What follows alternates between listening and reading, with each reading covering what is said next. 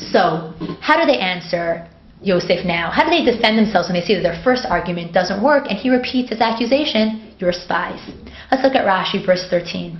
Vayomer, and they said, Shnei masar v'decha, your servants are 12. B'shvil oto echad she'einenu, and because there's one who is not here, nispazarnu be'ir levaksho, we scattered in the city to see him, to find him. According to Rashi, they're answering Yosef why they came in separately. They're saying, we came in separately because we were looking for a brother who's missing. Somehow he ended up in the land of Egypt, and now we're trying to find him. Vayomer lehem, and he said to them, Vayomer lehem Yosef, and Yosef said to them, Hu asher dibarti leichem. This is exactly what I said. See? What you said as a defense is proof that you're really spies. Lemor saying, Marag lematem, you're spies. What is he referring to? How does this defense, we're really brothers, prove to Yosef that they're spies? Let's look at Rashi. Hu asher dibarti. This is what I said. Hadavar asher dibarti she'atem meraglim. This matter that I said that you're spies. Hu ha'emet v'anachon. This is true and correct. Zeu lefi pshuto. This is just the basic understanding. Umidrasho, and according to the Medrash, Amar lahem, he said to them, Ve'ilu matzatem oto. And let's say you would have found your brother who, for some reason, is lost to the family. V'yifseku lachem mamon harbe tifduhu, and you had enough money. Would you redeem him? If they asked for like a huge sum to redeem him? Amru lohein, they said yes. Amar lahem, he said to them, Ve'imi amru lachem shelo yachziruhu b'shum mamon, matatsu. And if you're told by the owners that they refuse to sell him for any sum of money, what are you going to do? Amru lo, they said to him, Lachach banu, that's why we came. Laharog o lehareg, to kill or be killed. Amar lahem, he said to them, Hu asher dibarti lachem. That's exactly what I said. Laharog b'nei ha'ir batem. You came to kill the people of the city. Menacheshani b'gavia sheli. I see in my magic goblet. Sheshnayim mikem yachribu krach gadol shel Shechem. Two you destroyed a huge city of Shechem. So according to Rashi, the brothers try to defend themselves by saying, listen, we're really one family. One brother's up with our father in Chana, the other one is lost, and we're here, we're trying to find him. Yosef says, yeah, but what are you going to do if his master refuses to sell him? What are you going to do if you won't sell him for any sum of money? So they say, well, I guess we'll fight. Yosef says, well, that's exactly what I'm saying. You'll fight. You'll kill. I know you're murderers already. I know that two of you killed at the city of Shechem. Don't think you could come here to kill my people. You're spies. You're here to harm my nation. Maybe you're not spies to let someone else attack, but you're going to end up attacking. So I'm correct. And you just proved my point. Sforno says, how are the brothers defending themselves when they said, we're all part of one family, 12 sons, etc.? They said, we're telling the truth. And again, why are they giving so many details about their family? According to Sforno, what they were telling Yosef was, listen, we're 12 brothers, our father's in Canaan, one brother's up there, one is lost. We're giving you so many details so that you can verify our story. All you have to do is ask around. Ask any of our neighbors and they'll tell you our story is true. They'll tell you that we were never spies and we're not the type of people to be spies. We are honest, upright people. And if you check out the rest of the details of our story, obviously this detail is true also. Just like we're 12 brothers, you'll see that's true. We're not spies. We're coming for one reason alone. Like everyone else, we're coming to get food. Remember, there's a famine. And then Yosef says, this is what I said to you, that you're spies. Again, where does Yosef see in their answer that they're spies? According to Sforno, Yosef is focusing again on the one who's not there. He's saying, you said one is not here, but you didn't tell me where he went. He's also one of the spies. He came and he left. In fact, he's probably on his way back to the king who sent you to give away all our strategic details of Mitzrayim, of Egypt. So the fact that you said one is not here makes me suspicious. Where did he go? Well, obviously, to give away his illegally gotten information. He's a spy, and so are you. Verse 15. Bezos tibachenu. With this you shall be tested. In this way I will verify whether you're saying the truth or not. Chai Prero, by the life of Prero. Im tetzu mizeh. You will not leave from this. Ki im bavo achichan hakatan hazeh. Until your younger brother comes here. How is Binyamin coming supposedly going to prove that they're not spies. According to Sforno, it's so beautiful. He says, again, if you have another brother, then he's going to come to save your life. But if you're spies, you're just going to be abandoned, which is kind of a scary thought.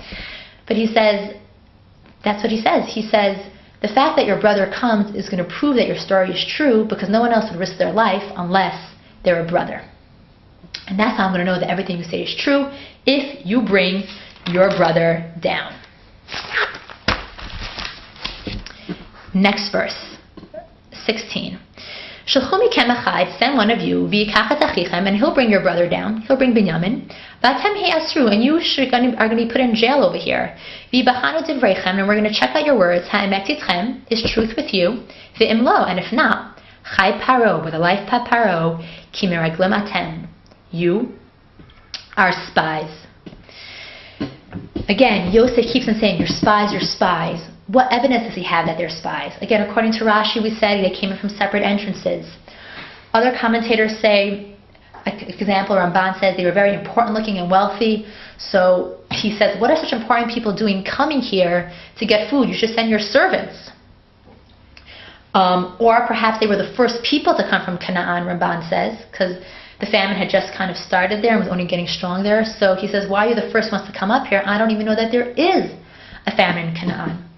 But whatever the reasons, whatever excuse Yosef gives, the brothers try to defend themselves by saying, no, we're part of one family.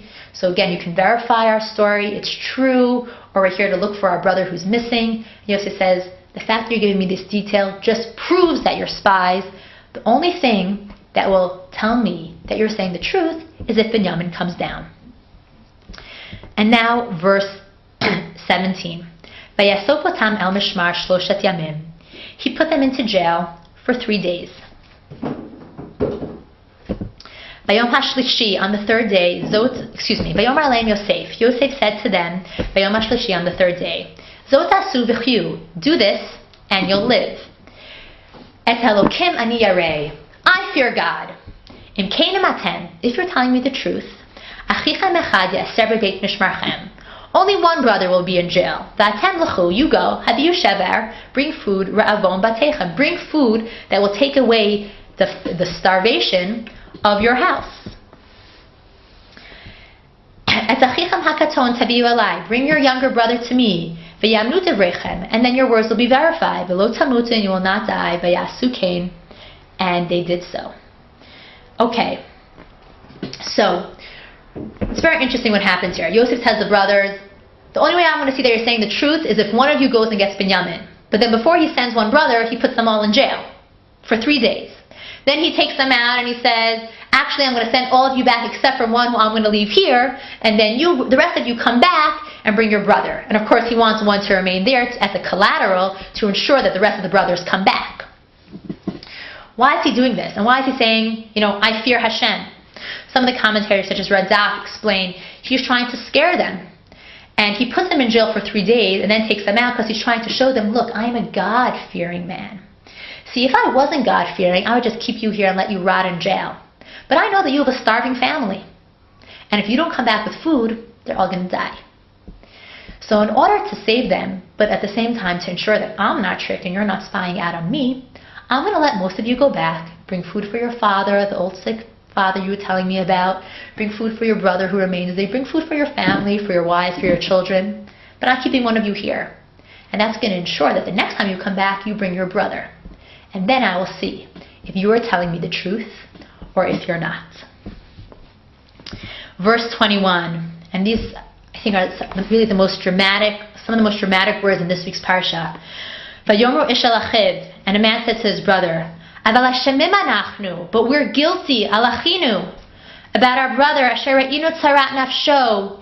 We saw the pain of his soul, we saw his suffering, bitchanano aleinu, when he begged us, v'lo shamanu, and we didn't listen.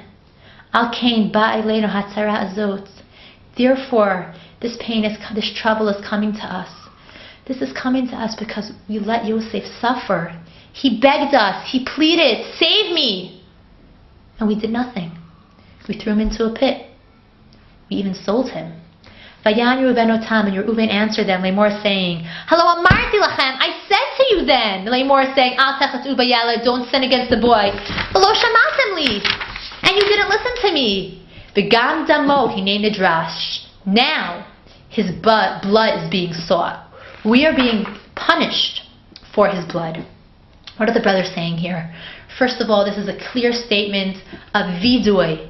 They are confessing their sins. They are repenting. They're saying we made a mistake. What mistake are they saying? First of all, they said we ignored when he pleaded to us, meaning we were cruel in a way that we shouldn't be cruel. And Sforno explains that the brothers thought that they were justified to sell Yosef. They had a whole court case. They said whatever their reasons were, he's a rodef, he wants to kill us, so we can kill him. But we sinned when we were cruel to him because he begged us not to kill him. He was begging for his life, and we ignored him. We didn't treat him like a brother, and that's why we're being punished now. But even more than that, it says right here in the verse, we're being punished, or the suffering is coming to us because we ignored him when he pleaded to us.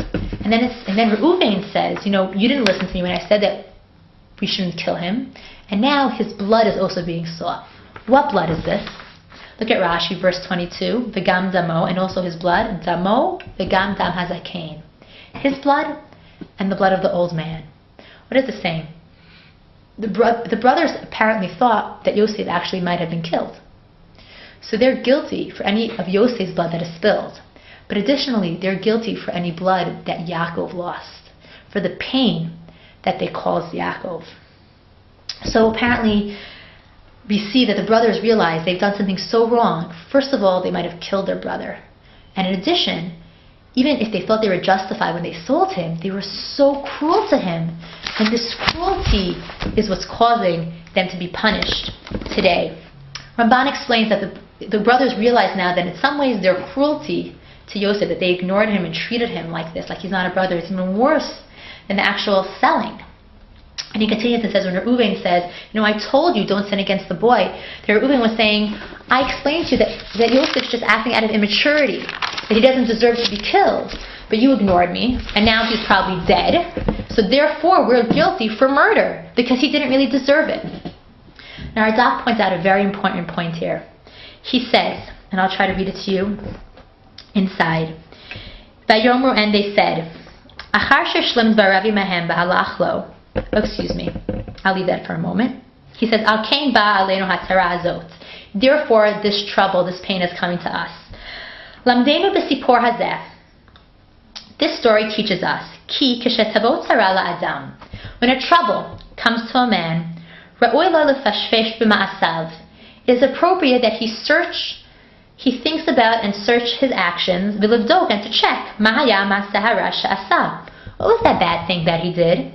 V'sheyitzcharet Allah, that he should repent over it, feel bad over it, v'yitzvadeh, and confess, l'fnei hakal, before God, v'vakesh mimenu kapara, and ask atonement from him. This is the lesson of the brothers. It's so painful. They're scared for their life because they realize that they might get killed and that Binyamin might get killed. And they realize why, but they don't just say why is this happening? It's a coincidence. Not like all the hakeres before, things are just happening. Mikra, it's a coincidence. They're finally, instead of not recognizing what's happening, they're finally recognizing what's going on, and they're recognizing this is happening because of our actions. We were cruel to our brother. You might have even caused his death, and that's why we're suffering today. And this is the lesson to us, that if something bad happens to us, we don't always know why things happen, clearly not. But if something does happen to us, we're supposed to check our actions and figure out, where can I repent? Where can I do tshuva so that God will perhaps reward me and maybe this evil will stop? Verse 23, Behem lo yadu, but they did not know, ki shomea Yosef, that Yosef is listening, ki hamelitz benotam, because the interpreter is between them. Vayisov ma'alehem, and he turned from them. Vayech, and he cried. Vayashav alehem, and he returned to them. Vayidaber alehem, and he spoke to them. Vayikach mitam et Shimon, he takes Shimon from them. Vayasar to leineim, and he imprisoned them before their eyes. The brothers confess, and they don't realize Yosef is listening, but Yosef does, and he leaves the room and he cries. Because it hurts. It hurts to see what's happening to his brothers, and apparently it hurts to pain them. He doesn't want to pain them. Again, we have what Ramban explained. Yosef is doing this for one reason alone, to make the dreams come true. Perhaps I could say he's also doing it because he's trying to teach his brothers that they made a mistake. And when he sees it happening, when he sees that they're finally starting to understand that they sinned, he makes them cry. Because he sees they also can do tshuva. But at the same time, they're not yet at the level. They haven't done a full tshuva. He doesn't yet know that they've truly repented, so he can't reveal himself. And that's the next reason why he cries. Because even though he feels them like a brother, he still cannot show it to them. Shabbat Shalom.